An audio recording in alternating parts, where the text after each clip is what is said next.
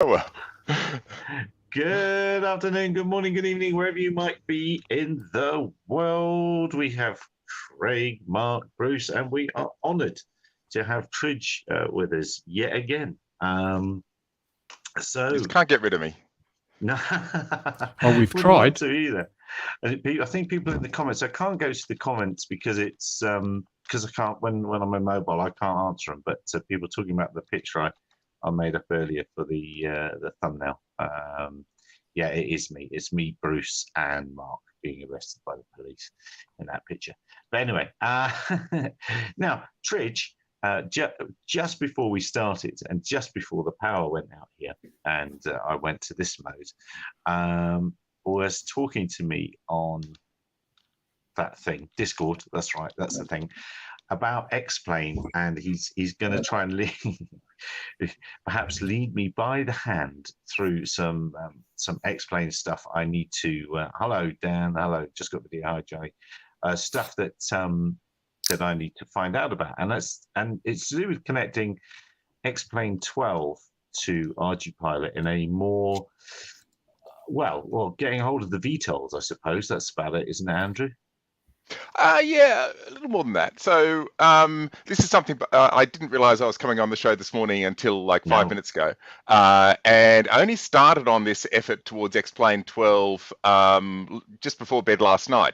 So, and I haven't even had my second coffee this morning. So I'm just sort of, anyway, it's a little premature, but I'm happy to show the development process. And I'm actually hoping that maybe one or two of the listeners or Bruce or someone else who might be more familiar with X-Plane than I am might be able to give a hand. So if you like, I could share my screen and show you the sort of thing I'm trying to do. Would that work? Yes, let's see if I can. Bruce, you might have to. Well, let's see. Let's see if we can see. Okay, let's see if I can. But I'm on mobile, so I don't know. Is that coming up? Can you see? Getting that, a screen there? And I probably need to turn off my video, or do I have video at the same time? How does that work? No, it might be that this is the wrong time to be doing this. Oh, Bruce is muted as well. So no, there you go. There's something coming up. Picture. Oh, look. Oh, well done, Bruce. He's earning his pay. Yes. Oh, he's muted though. Thanks, Bruce. Well, that's okay. We don't need to hear him. All right. It's all right. So, I'm just pushing the wrong buttons. It's fine. Excellent. So let me introduce a little bit about some of this stuff with X-Plane. So ArduPilot supported X-Plane for donkey's years, ages, and so sort of X-Plane 9, 10, 11. I bought X-Plane 12 yesterday at the urging of Gary. He mentioned it on Facebook that there was some cool new aircraft and worth trying X-Plane. So the one I think that got Gary's interest in particular and mine is this quadplane Alia, which is a VTOL urban transport thingamabob. So 4 vertical rotors and a forward, and they've got a demo of how to fly it in X-Plane manually. And I was actually it was a bit odd when I saw them fly. They're basically, they've got a joystick button for raising forward throttle and lowering forward throttle, and then you've got the main throttle stick controls, vertical like a quadcopter. The odd part about it is, it's not really doing transitions and things properly. So hopefully we can get ArduPilot flying it properly.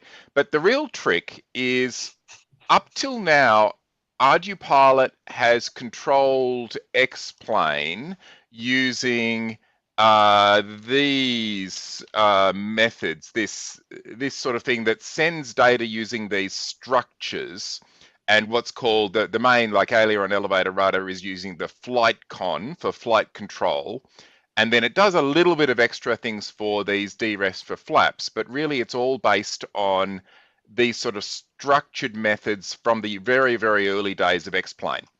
So what I'm switching to is a new method where we define this JSON file that provides the mapping between what's called a DREF, a data ref, and a channel for ArduPilot. So this first one is saying that I'm going to attach this data ref in X-Plane to an angular input ranging over plus or minus 45, that's going to be in degrees, from channel 1, from one of the ailerons.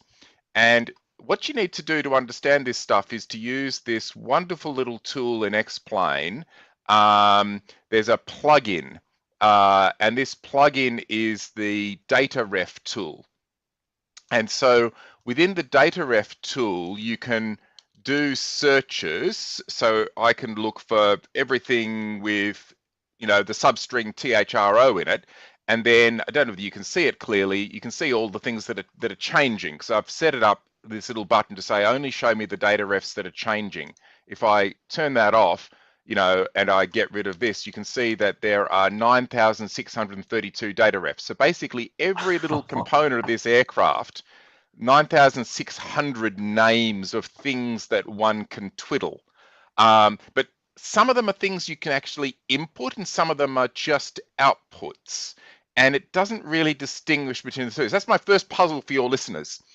Does anyone know of a way of knowing for certain whether a particular data ref is one that you can actually twiddle and change, or is it only just like a status?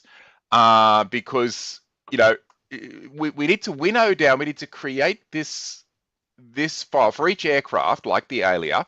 And I've had a go just in the last 1 minute when Gary said I might be joining. This is the sort of thing we need to do for the VTOL motors, right? So this is, if we have a look here and we look for THRO, and if I disconnect ArduPilot, so ArduPilot's no longer involved, and I say, only show me ones that are changing, and now I start raising the throttle. You see the rotors start spinning in the background? There's the rotors spinning. And you can see here that various data refs start changing, right? And you can see that these ones are I'm about quarter throttle, and these ones here are at 0.25 or so, 4 of them, and there's 4 rotors on this thing.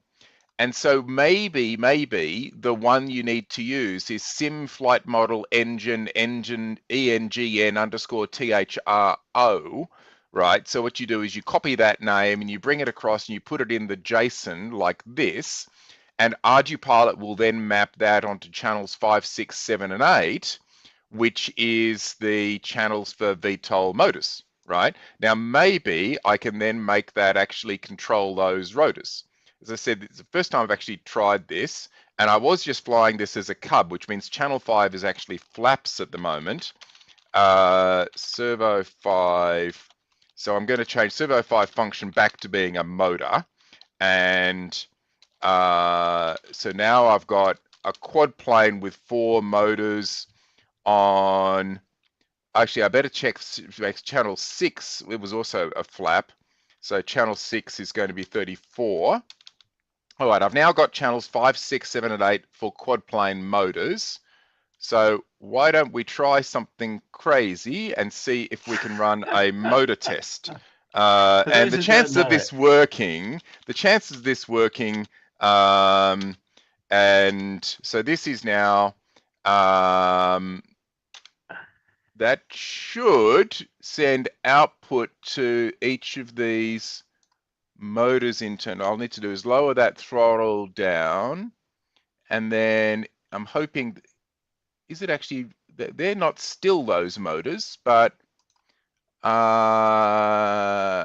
I'll do instead, servo, let me just graph what I'm putting out to these servos.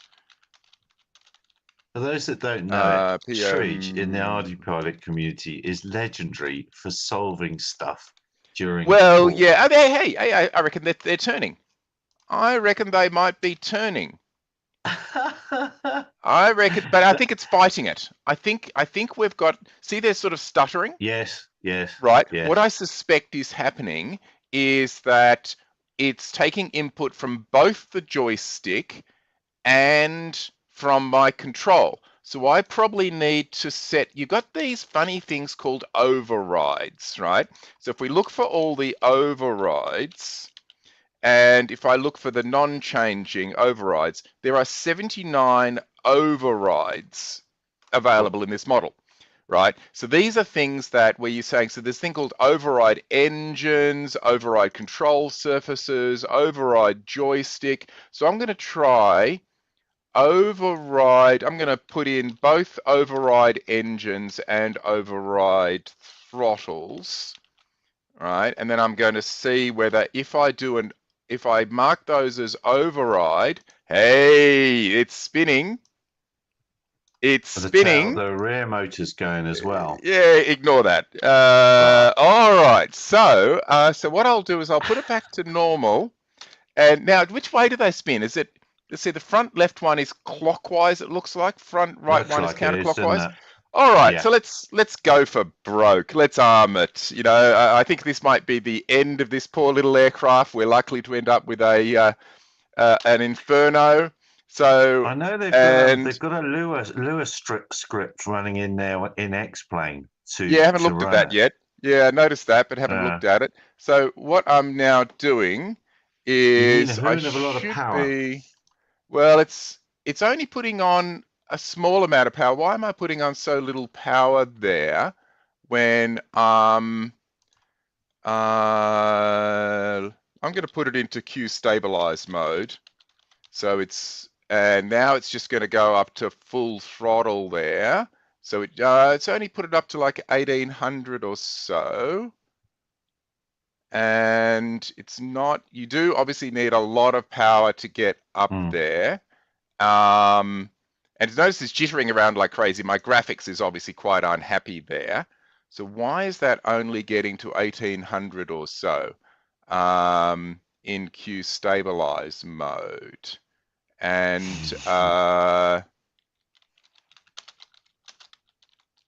let's see. Even to everyone that I'm not responding to in the comments, I can't. For some reason, it doesn't always let me respond when I'm on the mobile version. So There is a. So this is the problem with doing, you know, live demo and development. You know, it sort of doesn't work. So I give the idea. So basically, we need to work out, and I do have a working one for the Cub. So just before bed last night, I got the Cub going.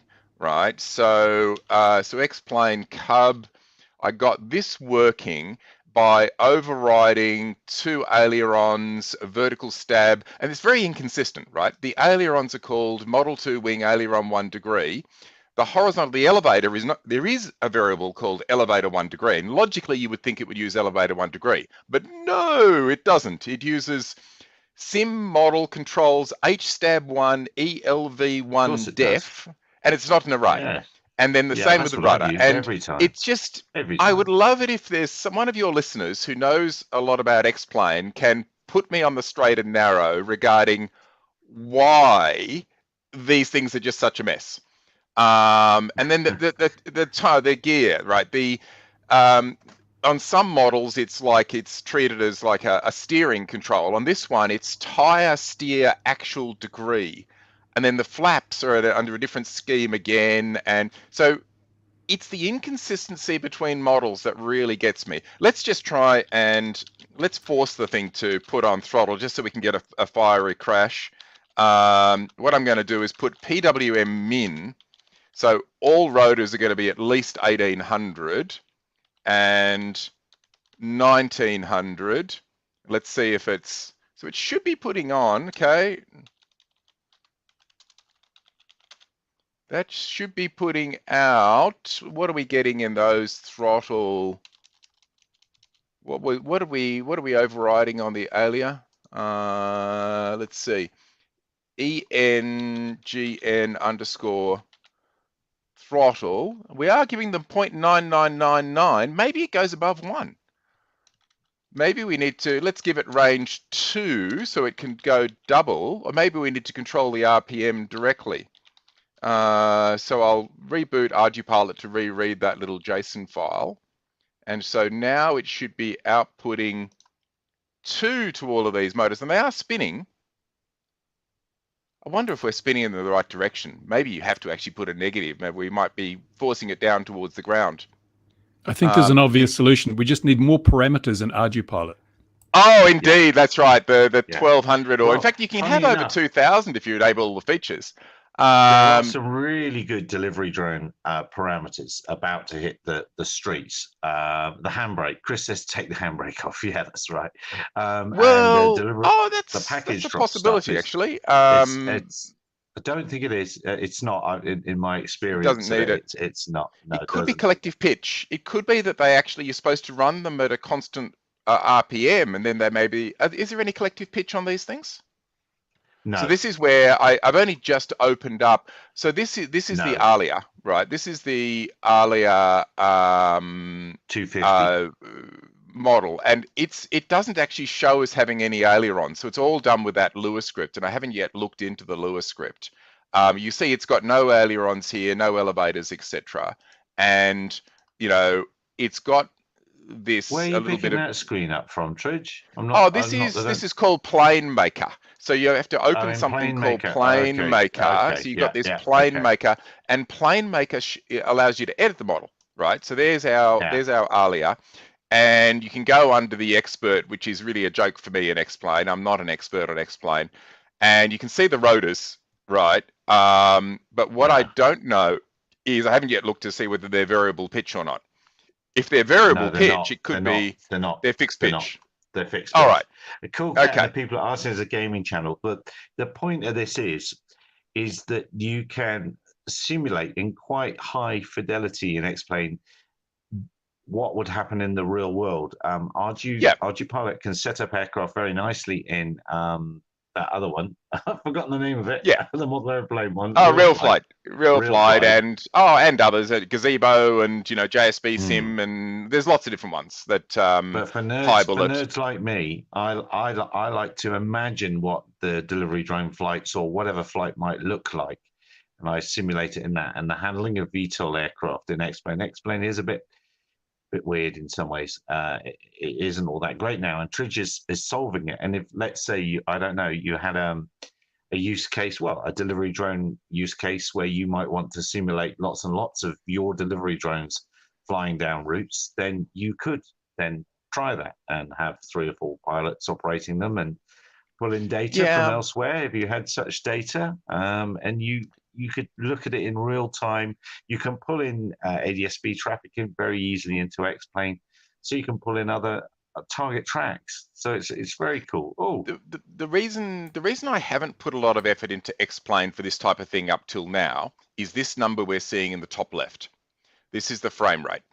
And for a typical delivery drone might be max takeoff weight, say 30, 40 kilos, something like that, right?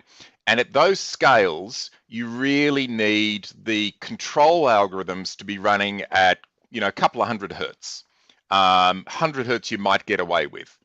I've got a reasonably fast Windows gaming machine here running this, and I'm getting 42 hertz here, frame rate. So X-Plane is internally, its physics rates can be reasonably fast, but the rate that is available for external control to control those VTOL motors is pathetically slow. I get 400 to 600 hertz in real flight. I get 40 odd hertz on the same machine in X-Plane, which means if you were to try to create a typical quad plane, 20 kilo, 30 kilo type quad plane, you wouldn't have a high enough control rate to get the control bandwidth to actually fly it with good control. You could probably get it in the air, but it's not going to be good. Whereas the Alia, we can. At least I expect that we will have it, probably by tomorrow. We'll work out which of the magic, thousands of DREFs we need to twiddle to make it properly control. What we can probably do is directly control the RPM. One thing you can do is you put in the override. Well, there's an override to allow you to say, just set the damn RPM of this motor. And that's cheating, right? Because you're not using the engine then, which means you're completely bypassing all of the slew rates and the inertia and everything. You're saying just spin at that RPM instantly, right? It's complete cheating, but we should be able to make it fly with an RPM override. Anyway, with the Alia, 40 hertz should be absolutely ample because it's such a big, heavy beast that its control bandwidth is just tiny. So probably you could fly it at 20 hertz. So anyway, that's the reason why I haven't concentrated on X-Plane up till now. We've supported it, and fixed wing, it's been great. All of that stuff I did with Silent Arrow, you've seen that, that folding wing delivery drone thing. That was all X-Plane, and that works great because it doesn't need high control bandwidth. 50 hertz is absolutely ample for a glider. And the videos I've got up there of flying a 747, no problem. Flying a Piper Cub, no problem. It's these VTOL aircraft just don't have the control bandwidth. Anyway, that's it. So if there's any of your listeners that are X-Plane nerds and would like to get involved, we have a X-Plane 12 Discord channel on ArduPilot Discord. So you go to https ardupilot.org/discord, like that. https ardupilot.org Discord, and that will take you to the ArduPilot Discord server. And then within that, we have a X-Plane within the simulation. We have an X-Plane 12 thread, and you can join the august company of Gary and Brandon and me on this channel that we only created a few hours ago.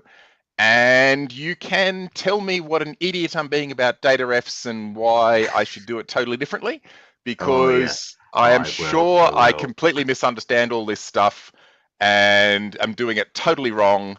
And I would love somebody to come along and set me to rights, and we'll hopefully create a really good tool for controlling also helicopters and all sorts of weird aircraft like this one and lots of others. We'll just need to create a little data ref file like this to map the channels in ArduPilot, then we should be able to fly just about anything. All good. So that's it, really. As ever, absolutely amazing. So I should probably leave you to your show. I've no idea what the topic was for today.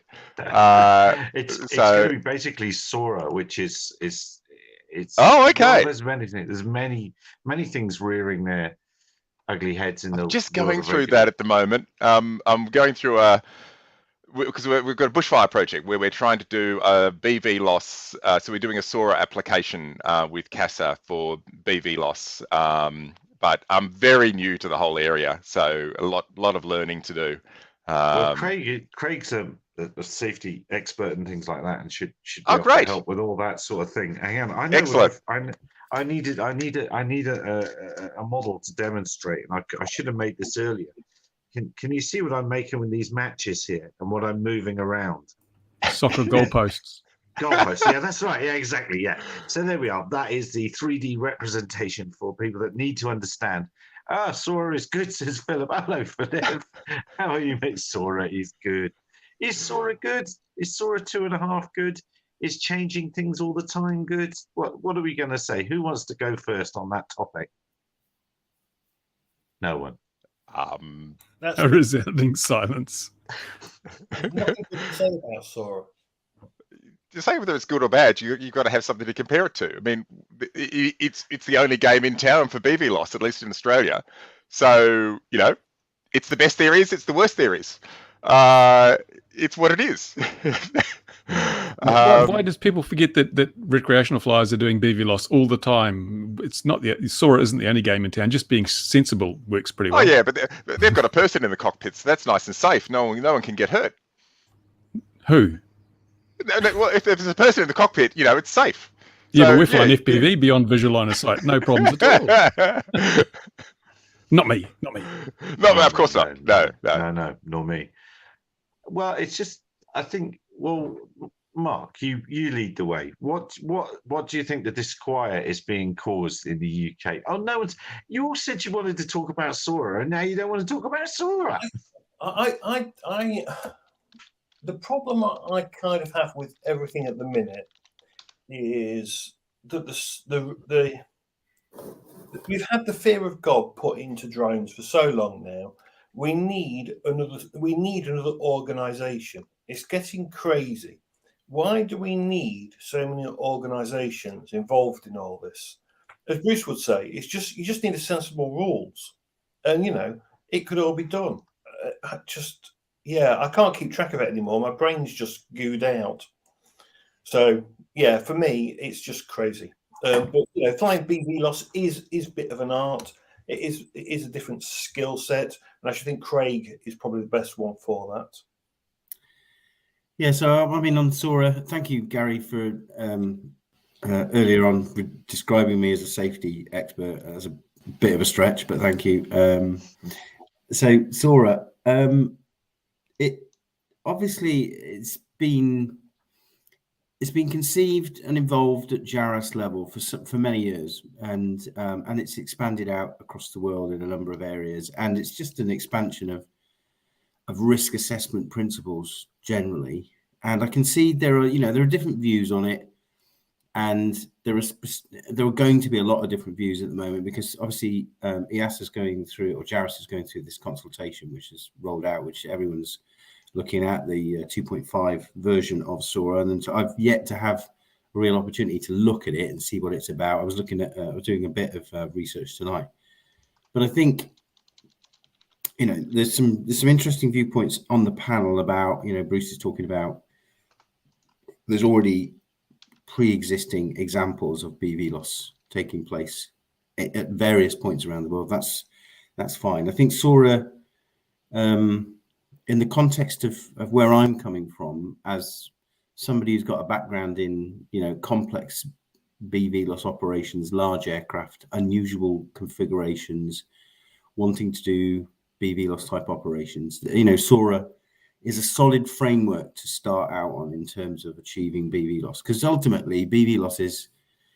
the holy grail for commercial operations, isn't it? It's where we all want to go, because that's going to unlock so much in terms of what we're able to do. Craig, can I jump in with a question just at this point immediately? Because obviously the CAA has just sent this out to everyone yesterday with no explanation, a link through to a load of PDFs and Excel documents, which, if you're not involved in risk assessment, would mean virtually nothing to you. Actually, I can find it a little bit rude when you say we've got a consultation and here's a load of documents. 99% of you won't even understand, and there's no even attempt to actually present any of it and explain it. But going back from that, even the CAA page doesn't mention BV loss once. There's no mention of BV loss at all. So is this just BV loss, or is it visual line of sight that's included in this as well? It just says that this is for RPAS operations. It doesn't, there's nothing there that immediately jumps out of just saying this is BV loss. So I just wanted to clarify that. Yeah, first. well, it kind of lends itself to more complex, because it's risk-based, risk-based operations, isn't it? Risk-based oversight, if you like. So you are kind of right in that, and I think where the concern comes from, and where Mark is probably coming from, is that for your average operator out there who perhaps is, and I refer to them not disparagingly as a one-man band, but essentially people who are operating locally, regionally in the UK and elsewhere in the world, it's quite difficult to sort of keep your business going when you're being thrown consultations about concepts that you're not necessarily that up to speed with, and they seem quite complex because they are kind of quite complex. SORA is very much leaning into the specific and certified categories. To come back to your point about the CA, I think we're all kind of frustrated. I certainly have been in the past, and probably will be in the future, about the way that the CA sometimes presents us with very complicated concepts and says, here's a consultation for you to go and have a look at. Please feel free. It's your industry. Feel free to consult on it, because you need to shape the way that it's going. But often they are very, they're very complex concepts. And to be fair, the CA don't really help themselves in, one of the things that has, one of the discussion points that's come up about SORA is, where we seem to be going with SORA, is that the UK is going to adopt the EASA SORA concept, but with its own local tweaks. And yet we don't know what those are.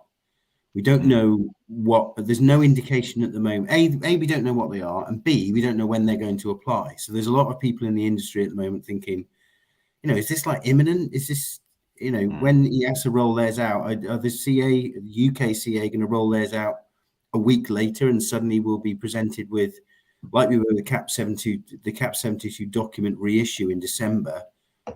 Most of the industry had a day's notice. I think the RAEs probably had a couple of extra days just to try and adjust to it. And suddenly we're presented with new information that we've all got to absorb quickly. There were questions about, well, when's this come into play? Because there were people writing operating safety cases that thought, does this come in? No, is there some form of grace period where I don't know, this doesn't apply? And so, the quality of advisory information from the CA can be questionable at times. And so, I mean, it all comes down to where's it going to go in the future? When will it apply? And to what level of depth will SORA apply to drone operators out there? I mean, I'm involved in large aircraft doing complex things. So BVLOS type operations, swarming is another element I've been touching on at the moment. So it's a bit disingenuous for me to really make a comment about it, because I want to get into SORA. It's very much, a thing that I think is going to help me in my part of the drone industry. But I do have a lot of sympathy for the guys out there who are looking at it all very confused, thinking, I really don't know how this applies to me in my van as I'm trying to do roof inspections in the Midlands, or I'm trying to do bridge inspections, in Scotland. So, and the thing is, I don't have an answer to it, because like you guys, I'm looking into the CEA, and it's like a lot of regulators, it's opaque, because it's difficult for us to get any idea of, we don't see the background activity that's going on. We get little snippets of information from time to time about what we think might be happening. And if we ever get to speak to a UAS technical inspector or somebody within the UAS sector team, they very rarely give away any indication other than, just keep an eye on the online, because something's about to be released and we're looking to do a refresh. So I don't have any answers on that one, other than what I think might happen. And, at the moment it's just it's quite confusing, because I mean, like Philip jumped in there and said, well, it's a methodology. Well, fine, it's a methodology, but we're not getting a methodology imposed upon us. We're getting rules imposed upon us. I don't care what the methodology is about it. I want to know what the rules are and how the science is behind them and so on. So we're not just saying we've got a methodology, here it is. We're going to say we're giving you some rules that fit within the methodology, surely. And that's what I want to understand, because I'm looking at the document and it's talking about the maximum cruise speed of a drone and the population density. And the implication I'm getting from it is they've made an assumption, and this obviously all this dates back going several years, when it was an assumption that would have been fair, which is that drones are prone to fly away and will fly away at maximum velocity, where with the software improvements we've seen over the years, that isn't the case anymore. The software, we've got all the redundant sensors, we've got very clever software. I mean, I was looking today actually to see, because I remember the reason I switched from the DJI gear, because back at the time I was flying like the DJI NASA, and then these are the days when you knew about flyaways, and DJI was basically gaslighting everyone, saying there's no such thing as flyaway, shoes are ever switched to manual. Where what actually ArduPilot was it was being proactive, it was getting the logs in, the crashes. And I was looking, like Randy McKay, 9 years ago, he did his demo online, video of GPS glitch protection. So this was one of the sort of early software solutions to dealing with a flyaway, where it's actually, this was my GPS location a moment ago. It's now over here. Instead of zooming across there, wait a minute, that can't be right. Something's gone wrong. I'll fail safe over to altitude hold. So my concern is if the assumption behind this is drones are flying away, we need to mitigate that. Hence, we need to consider that this drone at its maximum speed can do 40 miles an hour. We're going to assume it's just going to fly off at 40 miles an hour at any point. And that's part of your risk. Then it's not a true risk that you're actually then putting onto the industry. You've come up with something that was true 5-6 years ago or longer, but it's no longer true in 2022, 2023. And you've seen the good thing, and actually it was with the ArduPilot involvement into the 3DR Solar, when they said we've got flyaway guarantee, flies away, will replace the drone, and all the redundant sensors in. DJI immediately after that had redundant sensors and has improved its software over time. If it gets a crash, they get the logs in. They do the same as ArduPilot does. They actually go away and they fix the software, and we've had all that continual improvement, more sensors. So drones are safer now than they've ever been. So I would want any risk model to understand where drones are now and where the real risk is, and obviously take into account, really how small a lot of the drones are that operators using. Because as Craig mentions, a lot of the people, and these are the people whose voices aren't heard, so this is what concerns me, they're all one-man bands. Most of the UK industry is one-man bands, and we shouldn't frown on that. We shouldn't look down on it. It shouldn't be an issue. It's like, it's still all valid use cases. There's all this, we'll have drone in a box, it will just fly out, it'll do all these things. None of these people matter. Yes, they do matter. Oh, that's a long way away. Tesla with its full self-driving thought we'd all have robo-taxis, and we're seeing how that's going. You're a long way away from all that. So let's have these people have their have their businesses and have their jobs, and so if there's going to be changes, let's explain them to people and make them so they can digest the information that's being given to them as well. Because if you're giving information and it isn't explained, that's when rumors start, and that's when people misinterpret what's being said, and that's when people unnecessarily panic. So like here, we could be unnecessarily panicking, but it just isn't clear. But I don't know. I think what Craig's saying is he doesn't quite yet know. He'd have to look at the information more, maybe it's something and come back with and give us a bit more pointers. I don't know. But I did, just before you jump in, Craig, I just want to mention there's a guy called I think it's Andrew Shelley that's been looking at SORA. In fact, he's written a few articles on it actually. And he said it's a flaw model. The actual physics in it is wrong.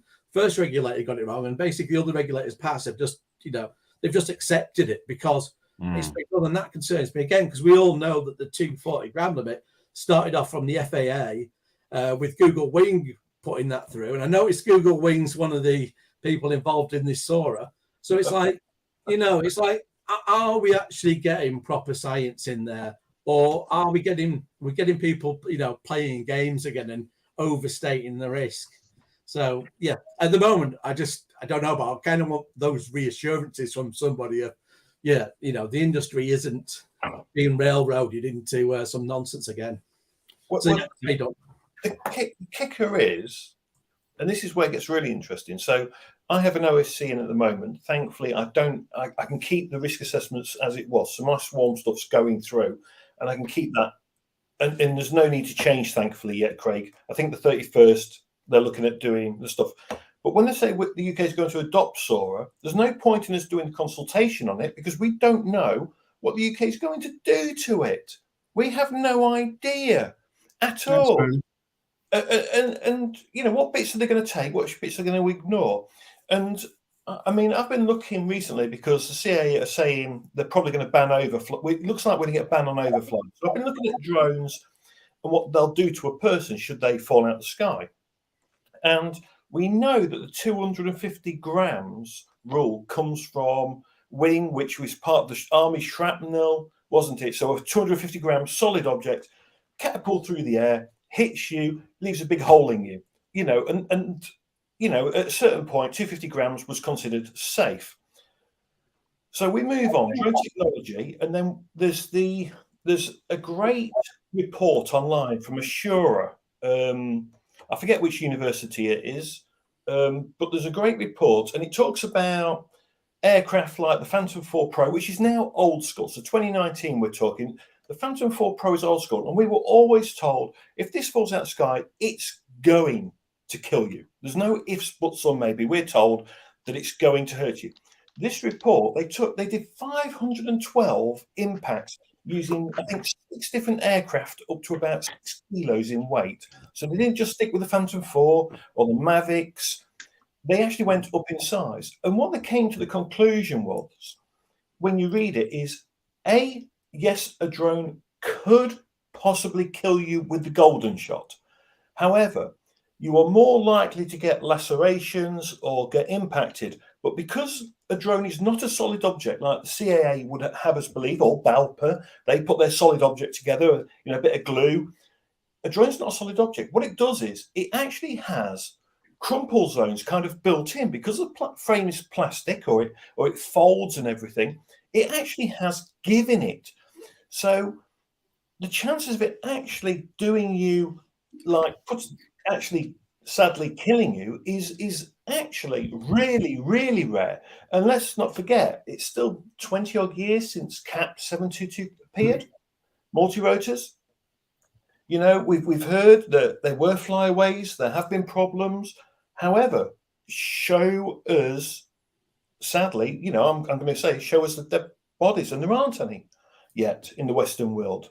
And it's not just that, Mark. I'd say, show us the data. Show us the data that says the Matrice M30 is flying away. Show us the data that says the Mavic's flying away. Show us the data that says the Mini. Show us any AAB with flyaways, because they don't. The ones I'm seeing are stuff like, it's water into the motors because it's been flown in the rain. It's mechanical failure. It tends to be all things the operator could have mitigated. Meatware. Or the Canadian police. Canadian police, meatware. Canadian police have been fantastic.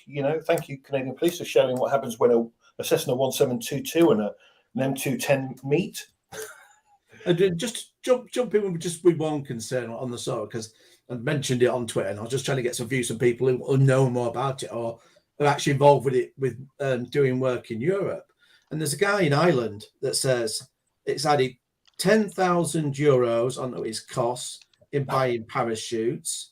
He's had to put a parachute on a Mavic. Now, in putting a parachute on the Mavic, it's exceeding the weight that it should be carrying, which itself is breaching safety. So it's actually creating a safety contradiction. So I just want to understand, if he's saying this isn't working well for me, it's put a cost on my business, a complexity, and then says, well, there's people now that are you've got an illegal set of drone pilots now that are doing jobs because they don't have to do all this extra faff on the drones. So they've not implemented it quite right in Ireland if those issues are going on. So I just want to be sure that whatever we do here, we don't inherit some daftness that's happening. Who gets to determine what's right and what's wrong? I mean, it can't be the bureaucrats, because they're not doing this stuff every day. Is it the individual operator who gets to determine whether this is a satisfactory mitigation for a risk? Well, yes, but it also gets worse for all of us. So YASA have done the flight termination system. So not just parachutes you're talking about here. They've actually come up with these devices, and they say in YASA in a specific category, and this is really, in my opinion, stupid. This is like A1. Whoever thought this was a good idea should be taken outside and just let them walk away somewhere. Because the flight termination system is designed that if your aircraft does fly away, you can kill all motors. And what it does is, there's one for the Mavic 2 where these blades come up and they're like metal and literally just destroy the blades. And they chop the blades. They chop the blades. Right. What kind of idiot, right, and so-called expert, right, would think that's a good idea? Any CAA saying that is a good idea, they don't know, they shouldn't be involved in drones. They really shouldn't. And it's just... Have you got an opinion on that, Mark? Have you got any feelings about that part of that? I think explosive bolts holding the props on would be a much better option. That would be allowed, Bruce. That would be the crazy thing. That would probably be allowed. But here's the other thing. These devices have a separate C2 link. This is how daft it gets, right? So they have a split C2 link. They're not connected to your controller on your Mavic at all. And what can happen is, and this does happen, and I've seen reports of it happening in Europe, if it goes beyond a certain range and it goes out of range, the device will go into a fail-safe and trigger. And your aircraft just falls out of the sky. Parachutes. I think it's worth remembering that the more you have to go wrong. Yeah, it does. And parachutes Parachutes are as bad because a chute goes off. The problem is the weather and wind. You don't know where it's going to happen. If you're in an urban area, it's going to just drift. Who knows where it's going? And before you know it, it ends up on a main road and in traffic, where before the shoot, it wasn't a problem. It's just astounding at how these people come with it. Don't get me wrong, shoots are not a bad idea if used correctly, but flight termination systems I'm not a fan of at all. Yeah, I think Philip is right. Regulators should be terminated. But I was wanting to jump in as well with the parachute thing. That's one that concerns me, because I remember the video's still about. I think DJI themselves deleted it, but some of the dealers have still got it on. The very first drone termination system I saw was DJI DropSafe, and even on their video they cut the ending because something's gone wrong. So it's drifted off and hit something else that it shouldn't have done. But they never put the full video on. Now I do video editing, and I know you don't cut out the very important part of the drone landing unless there's a good reason of embarrassment to do it. And obviously, even with the money that DJI had, they thought, oh, sorry, we're not going through that again. So even they thought, well, we're not going to stick another one and do it up and film it. And then you can look and you can see other people that have tried parachute systems, and when the parachutes start deploying and then detach from the drone or hasn't deployed at all. But my concern is that at the moment, the insurance in the UK at the moment is very, very cheap, and it's very, very cheap, comparatively for drones, because there hasn't been any significant accidents. So insurers are quite happy. Now, the moment the UK is mainly built up areas, and where people are doing these operations, the roof inspections of that, there's usually, there isn't a road all that far away. It's far enough where it's not their operations not interfering with it. But the moment you're putting a parachute on something, that is going to get carried by the wind. And the moment you've got an M30 flying across a motorway, it doesn't have to go for a windscreen of a car. All it takes is for one driver to swerve to miss that, cause a pilot, and then the insurance industry has to cough up for that, and everybody's costs of operating isn't the go for the roof. But isn't the insurance piece to that, the fact that insurance is so cheap, isn't that the actual evidence that we have that the industry is quite safe? Yeah, I mean, I don't know whether they will, but you need your moon rocks and your cover drones to be speaking to the CAA and that about these kind of things. If they do introduce them and saying, wait a minute, are we really thinking this out? For me, a good example was there was a police drone, so they're operating them at trees, and I think it's the M30, it might have been M300, but I noticed specifically that there was this arrest taking place, and they've got a thermal camera on, and they were hovering over the gardens all the time. So this operation was going on, things were moving out. The drone was always over the garden. I thought that's really good piloting, but I wasn't really sure whether that was by accident or intent. I seen it was intent. I asked on Twitter, I said, what was the logic in that? Why are you over the garden? They said, well, I'm always considering what will happen if something goes wrong. If this thing's going to drop out the sky, I know for a fact it's safe. And that's exactly the way it should operate. Because the moment you put a parachute on there, you don't know where it's going to land. You give a variable to it. So it's a variable. So I think it should be, you consider the kind of job you're doing. And if you're doing something where for a fact you're always parallel and it's safest to drop straight down, you're better off without it. But but we'll never have that choice in the end. I honestly don't know. But we don't require manned aircraft to have ballistic parachutes, and they fall into suburban neighbourhoods and kill people all the time. And there's been various aircraft where they've been depressurized at altitude, they've flown away, and people have died. So why all this focus on these lightweight, relatively or comparably very safe craft, and all this regulation and mitigation for things that is happening in manned aviation all the time, but we don't seem to care about it? So look, the thing that's missing is understanding the actual, we haven't defined what SORA and SAIL is. And the key thing is the S, right? The S is for specific.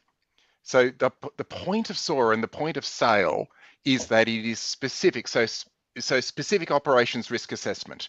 It is specific to the aircraft, is specific to the type of operation, is specific to the area of operation, right? So I'm only doing my first SORA SAIL application now for my own aircraft, but I've helped with a lot of others who are using ArduPilot.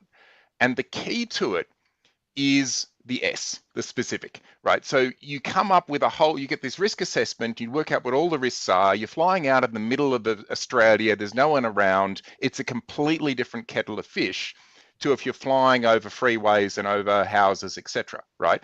And the mitigations like parachutes, with some aircraft and some operations, parachutes are brilliant idea, right? I've been involved with ones who are flying over cities and doing thousands of flights over cities all the time, and parachute is one of the primary mitigations.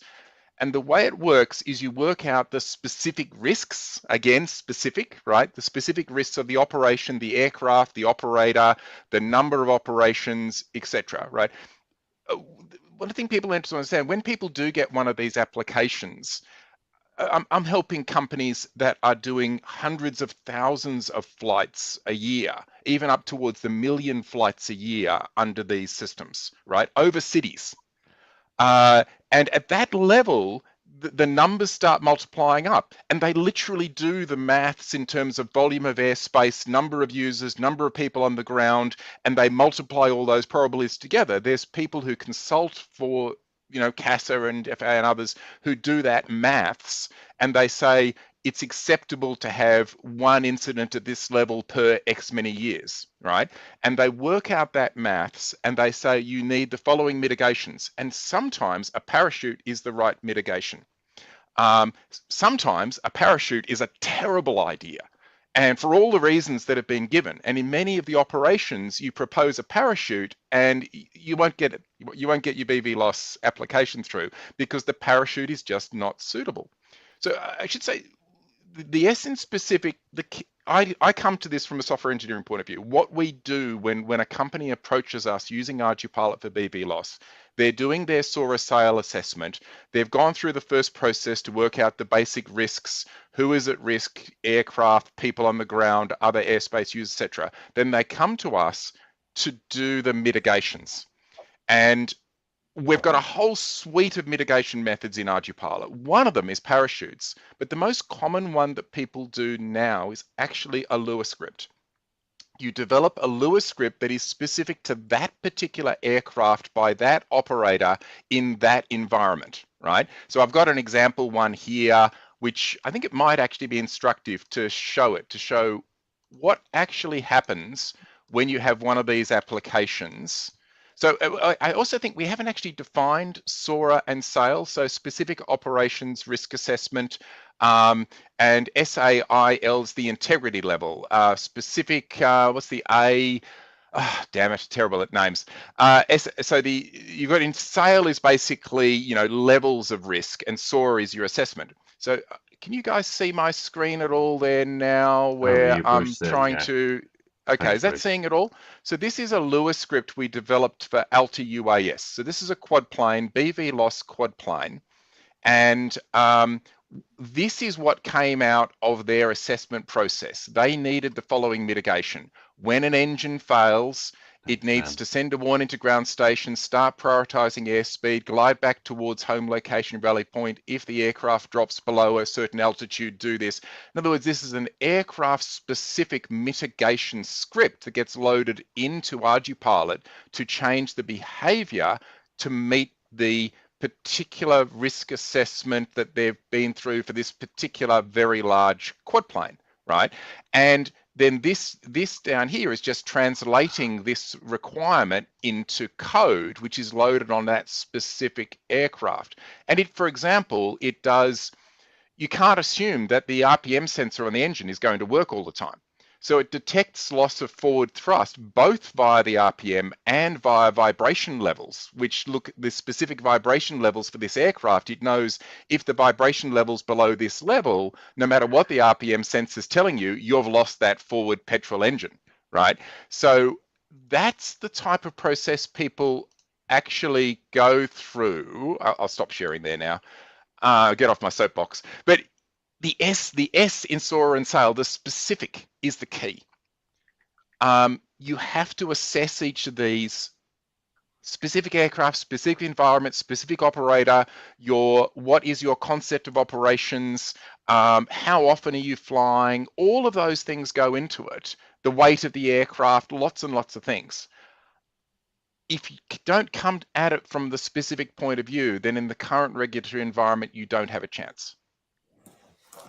I think what you said all there was it was all very useful, and it was nice seeing that particular script. And I like software mitigations especially. I guess we just want to see it in practice, because the thing that you reminded me of as well with that was the example in Ireland was this guy that's got the parachute on the Mavic. There's delivery drones 5 to 7 kilogram with no parachute on at all, and that's considered fine. And it's just that just kind of feels a little bit bonkers. It just feels a bit, you put it kind of the wrong way round. So we'll have to just see how it pans out. But all what you mentioned there, that sort of the example and the theory of it. So people do other mitigations, right? So they might run dual or triple flight controllers if they assess that, you know, a fault in the flight controller is a primary risk. So some of the ArduPilot vendors do that. Some of them, they might run an octa-quad, right, rather than a quad. And what they do is they have a separate power supply for the top layer of motors and the bottom layer of motors. You know, if you look at my YouTube channel, you'll see a video where I'm demonstrating an octa-quad losing complete power to the bottom layer, and it keeps flying correctly, right?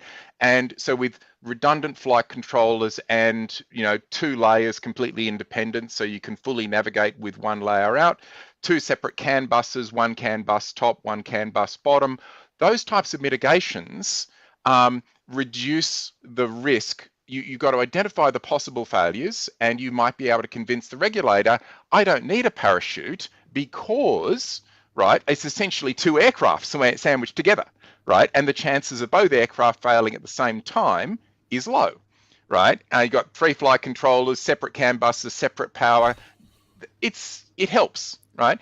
And that can convince a regulator. But a single crash, if that goes wrong, then you get grounded. Then you've got to go back and reconvince the regulator that you've actually found the root cause, you've actually fixed it, right?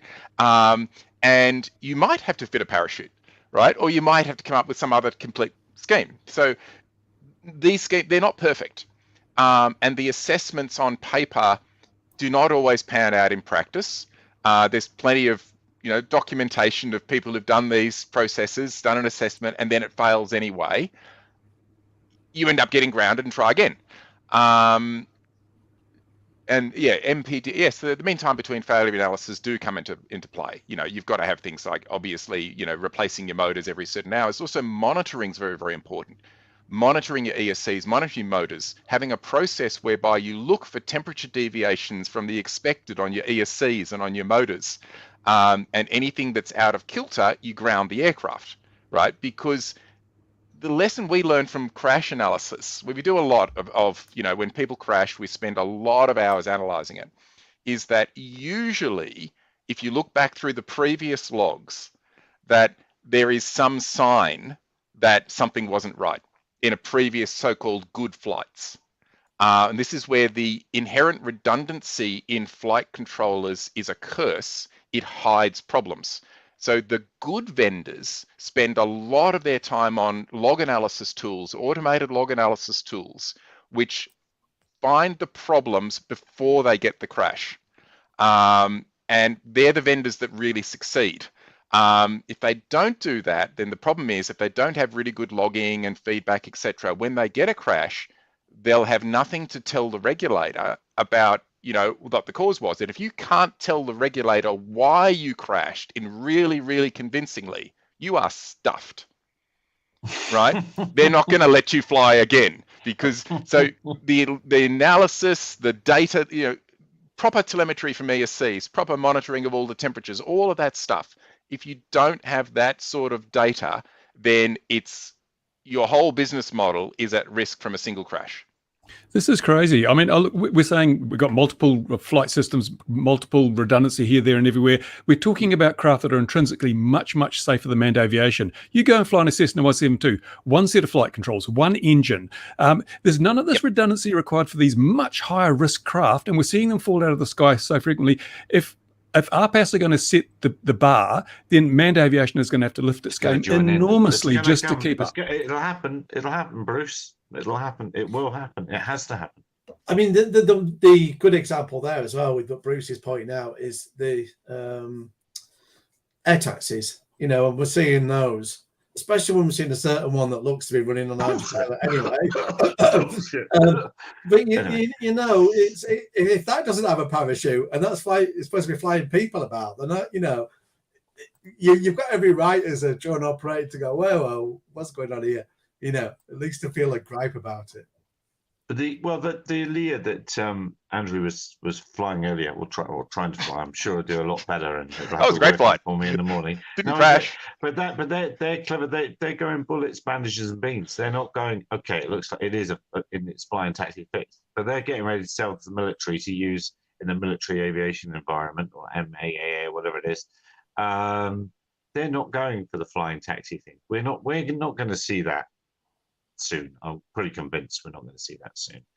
And I do think manned aviation, general aviation especially, is going to be in for a little bit of a shock. And I'm beginning to see them thinking in that way as well. I'm beginning to see GA pilots saying, oh, crikey, we might need to have ADS-B.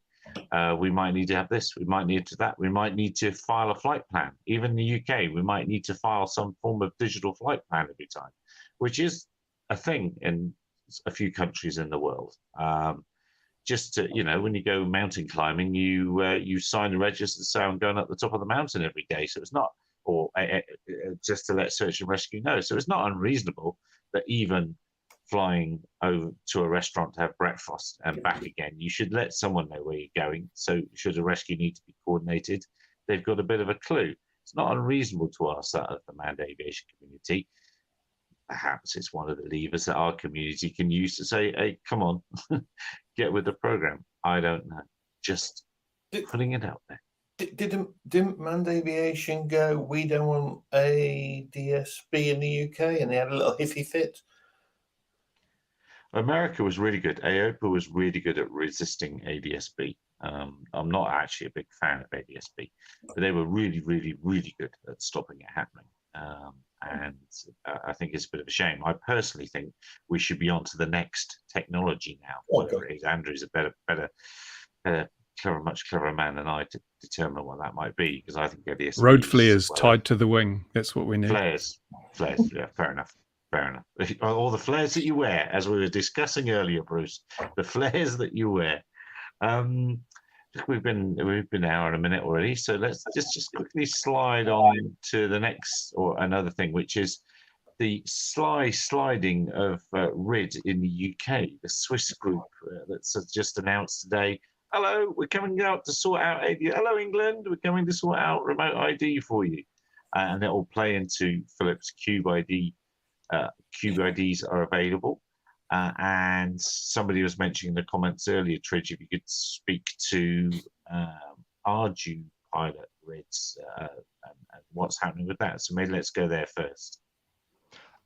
Sure. I mean, we had that, great chat about remote ID and ArduPilot a while ago, and it's basically done. I mean, we support remote ID. We were aiming principally at the FAA, ASTM method of compliance, and there are people who've done their DOC's declaration of compliance, which have been accepted, and they're flying now.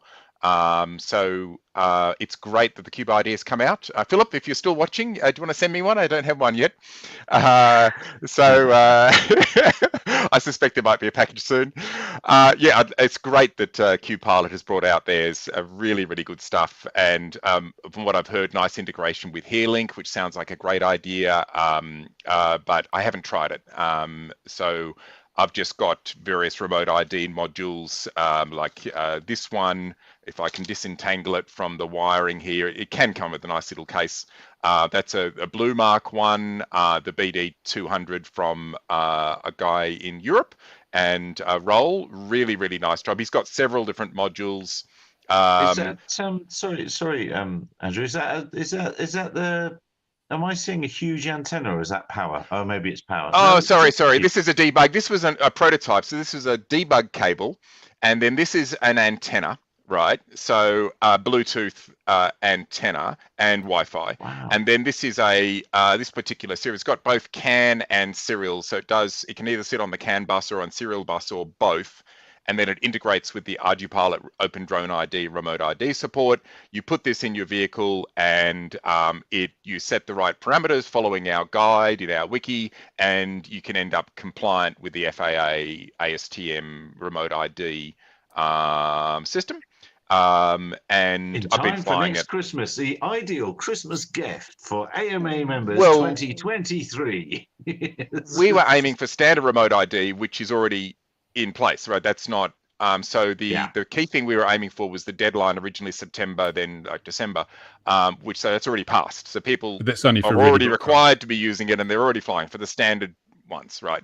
Standard remote ID. That's for manufactured. That's for manufactured. That's right. What you're talking about coming up is the you know, there's several more little, you know, steps in the future, dates, so there are multiple companies bringing out the broadcast modules, which is just the puck that you shove on the side of the aircraft, and that's aimed at the hobbyists. The interesting thing with those is if we can bring some benefit to users, because the whole thing of the FAA saying, you know, this is for you, we're doing it, you know, so that, you know, it's for your benefit. And it's, as Bruce has eloquently pointed out on many occasions, that's a load of codswallop.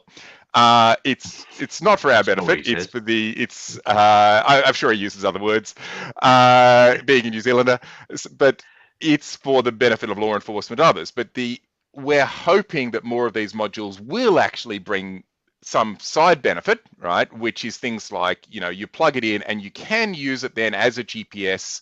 You can use, so if you've got a beta flight, you know, quadcopter, and you plug one of these, you can put a MSP, you know, cable across to do MSP GPS compass, for example, meaning you might get return to launch as a bonus to basically, you know, reduce the pain associated with being compliant with this system. Okay. So we're trying to make the best of of what it is, right? I'm not a great fan of remote ID, but we need to do it, right? So I've been leading the charge on making sure that we do become compliant and do it, but hopefully these modules will be able to provide some benefit. Maybe a telemetry access as well. We haven't done that yet. It'd be nice if your remote ID module, when you plug it in, allowed Bluetooth telemetry as well. So, you know, there's lots of things we can potentially do. We've just been basically concentrating, though, on becoming compliant, helping people get through their declaration of compliance, ensuring that, you know, companies that are using ArduPilot can continue to fly legally in the US. And what do we think, gentlemen, about this announcement from Switzerland? I don't know if you had a chance. Fantastic idea. It's brilliant. Oh, good, actually, good. Well, speaking of these remote ID pucks on quads, if you've ever tried to set up GPS rescue in a 5-inch quad, you'll realize sometimes it's incredibly hard to find a position on the quad for the GPS where it'll actually work. So I don't know how some of these things are actually going to work in practice. What I like is that the government and the CAA are wasting my money. You know, as someone that's in the UK, why are we paying a Swiss company? Why at all when the solutions out there because the chocolates are so nice. Yeah, it's very true, and it'll be on time. It'll definitely be on time. No, we're not paying them yet. They're just consulting with the UK government, but I think it speaks to the jingoistic little Englander that I am, that I find it a little bit worrying that Wing is very much part of that, coming in and talking to the DFT and the CAA, and now this lot are talking to the DFT and the CAA. I want homegrown. I want it to grow in England. It's a little bit unfair, but I'm just wondering how other overseas companies are managing to get the ear so well of our thing. And Bruce isn't actually one of us should be insulted, but that's his secret. He's not actually a Kiwi. But anyway, moving on swiftly. But we all know RID is absolutely pointless. It doesn't bring safety into the game at all. Standard RID, like the Americans have got, is absolutely chuffing pointless. It's kind of sold as, oh, it'll improve air safety for manned aviation, BFC drones, this and that. What a load of horse crock. Well, the biggest lie they've told is that it will enable BV loss operations. It's never going to enable BV loss operations for recreational flyers, and they're the ones mostly affected by it. The amount of lying that goes on is astounding. They're worse than politicians, half of this lot, I swear. Well, I think it doesn't. The really improve safety, Craig. From a safety point of view, do you see a point of do you see a point? Is RID discussed much in your university course? Is that something that we're looking at, or? It hasn't been so far, but that's not to say that it won't be. And I'm doing my final thesis at the moment, so it doesn't necessarily touch on RID, but I'm kind of on the fence on this one. I agree that it doesn't enable purely on its own BVLOS operations. It's a component of the ecosystem that will help enable it. But is it, Craig? Because when you see the Altitude Angel superhighway, that doesn't need any kind of device on the aircraft that transmits what it is. All it does is Altitude Angel just tell you to get out of the way of manned aviation, take this action. There's no need to have electronic anything at all in the aircraft. No, it does. It is talking via Mavlink. It does say to the Altitude Angel system, "Hello, I'm Gary. I'm going this way with this until then." So it does identify itself, but then the system does move it out of the way without any other EQ device of any sort. That's true. Yeah. And let's be clear, electronic conspicuousy versus RID, they are subtly different things. So electronic conspicuousy is saying to everyone you hear, where stuff like RID is the BS version that the Americans have. It's a license plate for your drone. Yeah, there you go. That's how they framed it, wasn't it? Yes. Yeah. I mean, why it isn't? If you're going to have it, why it isn't it some sort of encrypted standard for the people that need to know it? It's because the people designing it are stupid. They don't do anything that we're doing. They don't understand. And it was forced on the FAA by the Department of Homeland Security anyway, who obviously are a bumbling bunch of idiots. But they could have surely. There's no technical reason why it couldn't have made something very hard for non-law enforcement users or whatever to detect what it is it? I mean, it's... Yeah, but they just don't appreciate that they're actually increasing the risk level, not reducing it with this thing, because it's not the Department of Homeland DHS. It's not their job to reduce the risk to someone flying a drone. Like the FAA, that's their job. But DHS has said you must do this, and so FAA have said right, we'll do that.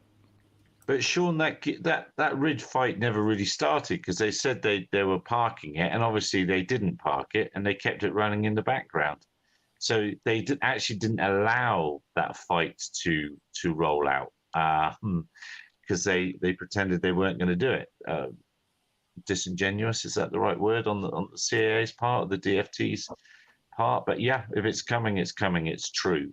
Let's see you had the backhander to supply the product. It's going to be my next take on that. And this is why it's so important that Americans push back against RID, because if it's seen to succeed in America, it will be everywhere because everyone follows the US lead, and all governments will say, well, it's an important aspect of safety in the US. But if the Americans say, we're not having it, we're not going to fit it, then there's more chance that other governments will say, well, it's not really acceptable to the community that it affects, so maybe we shouldn't bring it in. I mean, let's be honest. RCA would never lie to us. Let's be clear, and I can say that with they won't lie. They won't lie, Mark. But they'll they can phrase things in certain ways. They certainly won't lie. But then if they haven't told you, they won't lie. But I'm just very disappointed. They would never mislead us, then, would they? Remember. Conditions change. They have to review all decisions on a regular basis to make sure that they're relevant. There we go. It's a wise choice. Look, an hour and 13. I think my phone's going to die. Oh my! Actually, look. You see this. The main reason I'm worried is one of my main light sources about to go out here. You're almost out of whale oil. Almost out of whale oil. Yeah, absolutely. Although the power's come on single phase, I don't know why. It's a bit worrying. It shouldn't be on for another 2 hours, but there we are. Have we seen anything else that's caught our eye this week, gentlemen? Only in America. Those two airliners that nearly collided on the runway in JFK. Well, just a day or two later, two airliners did collide on the taxiing area. One drove into another one that was parked and had no passengers in it. What are they smoking at JFK? How do these people get their licenses? Surely they need some sort of electronic conspicuousy or RID, don't they?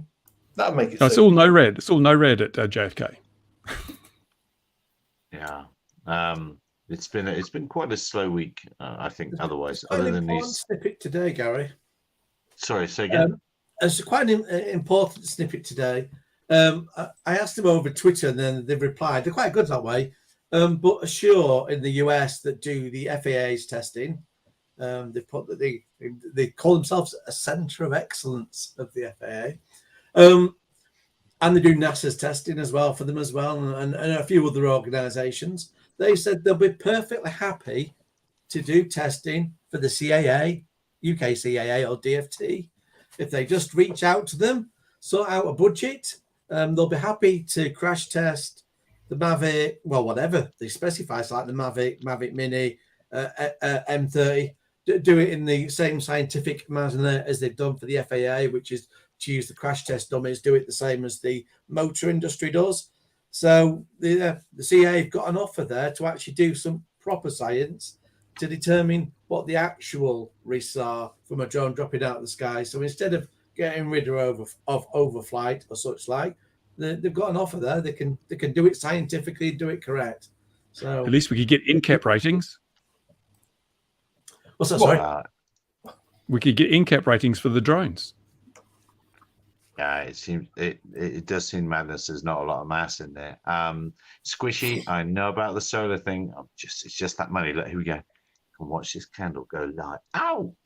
Guess what? When it's in a hot metal cup, it's quite hot. The actual. Anyway, safety first aid last. Louis saying ArduPilot conference. So that's coming up in Australia in it's the end of March 31st to the 2nd of April, I think. Yep. So I think Louis wants you to talk to that. I think Trish, Yep, you know what's annual going on. ArduPilot Developer Conference. I'm the conference disorganizer. And so end of March, beginning of April. A lot of the fun happens in the few days before the conference. There's the talks on the Friday, Saturday, Sunday, 31st of March, 1st and 2nd of April. But then a lot of the devs are arriving a few days early, and then we're going to be doing a bit of flying and probably a sailing boat on the lake, autonomous sailing boat, and some rovers and all sorts of bits and pieces. Aerobatics is going to feature you guys know about our autonomous aerobatics stuff where we can do, automatic full air shows. So there's Andy Palmer is coming over from New Zealand and bringing one of his F3A planes, and if we get organised in time, we're going to see if we can organise 2 aerobatic planes flying a schedule synchronised together, doing something like one doing a barrel roll and the other doing an axial roll in the opposite direction through the middle of the barrel roll, something like that. It's almost certain to end in, pieces of aircraft all over the place, but that could be quite fun. We haven't started on synchronised aerobatics yet, so we don't know if that'll work. Heli aerobatics. Yeah, Louis asked about that. We do indeed plan on doing helis and multi-rotor aerobatics, but haven't started on that yet. But so it's going to be all happening. If you happen to be passing by Canberra at the end of March, then please drop by. And next on Tridge's list is cure all known diseases. Well, drop a quadcopter on their head and that'll cure them. Well, they won't be worried about the disease anymore. Oh, yes. That's I was going to say, Assure UAS might find that's not true. Sure. You and your statistics. All right, yeah, my candles are blowing out here. A quick one before your candles go out. Go on. Yeah. Oh, yeah. The ICO picked up 2 complaints against Sussex Police this week regards the Gatwick drone incident. So that's the fight is still going on. It's the same case. Where are they at? What ones are those about? What are they? What didn't they do this time? Say too much to give stuff away because it might make things more difficult. But yeah, there's two questions of Sussex Police that they really should have answered, and other forces have answered similar questions. So I'm pretty confident with these ones, but you never know. But the good thing is it's the same case officer handling both. Because normally if it's different people, every time someone picks it up, I've got to explain what Gatwick's about again, why it's important, so on, so on, so on, so on. So at least this lady knows what the situation is. So I guess. Yeah, go on. the CAA, they managed to keep some stuff redacted that you wanted unredacted. Yeah. So there's been the other thing other than Gatwick was obviously what went on at Aintree and how it was said that spotters were arrested and so on, and just trying to get a bit more to the bottom of that. So the CAA had been in conversations about that by email. So I'd requested to see the emails. The CAA said, you can't see the emails because we spend our time enforcing drone crimes, and it would stop us doing that, even though we all know they don't normally want to have anything to do with that. They normally say, go and speak to the police. Oh, an interesting thing, though, is, and I mentioned this on this show, so I wonder if this prompted it, but there was a page on the CAA's website that specifically said that. So we do not deal with these. The police deal with it. And I quoted that to the Information Commissioner's office, and it was part of the evidence I gave to them. And by the time they came to review it, the CAA had deleted that page off their website, which I thought was a little bit naughty. It kind of didn't change the outcome because I'd already backed the page up, because every time I cite something on freedom of information, it has the habit of, potentially vanishing. But yeah, in their case, they said they sided with the CAA in the end. But having said that, the regulator did get to read, the ICO got to read the email. So at least they have been looked at. And they said, well, we look at it, in our opinion, there could be some damage. So if the ICO say, I'm going to accept their opinion. So I've left that as is. But the full conclusion of that will be published as a PDF on the ICO website, so people can have a nosy at that if they want. And I'm hoping with these Gatwick ones those will be done. Hopefully no more than a couple of months. It might be just a few weeks away, depending on how difficult it proves to be. A final point on that, if you remember on the weekend, I don't know if you will have not, but noticed or not, but there was a drone that had gone to the Southampton Aston Villa. Oh yeah, I meant to talk about that. Yeah, apparently it was just 3 kids that did that. So, but it was unlike with Brentford when that happened, it wasn't marked as being a stadium, so you could just fly over it without a warning. Now this one was a blue unlock, so they shouldn't have unlocked it, but did. But the police apparently have had a word, so that won't be happening again. But the funny thing with that was Sky News's technology correspondent did a tweet and said, oh, look, it's just like Gatwick, apart from the fact there's a drone there. So the good thing is that really across now, the media, the technology correspondents, people now realise, what drones are about, what's realistic, and the Gatwick was a stitch up. So at least in future, the industry's got, there's a lot less chance to be thrown under the bus without journalists at least realising that something's going to miss. Well, that's great. That's a positive note to end on. So, dear viewer, wherever you are in the world, thank you very much. Tridge, Craig, Ian, Mark, and the old bloke in the other corner there. Thanks very much for turning up. We'll see you all again, same time, same back channel, 21 GMT next week. Cheers all. Look after yourselves. Have a cracking week. Bye-bye. One button there. Oh, yes.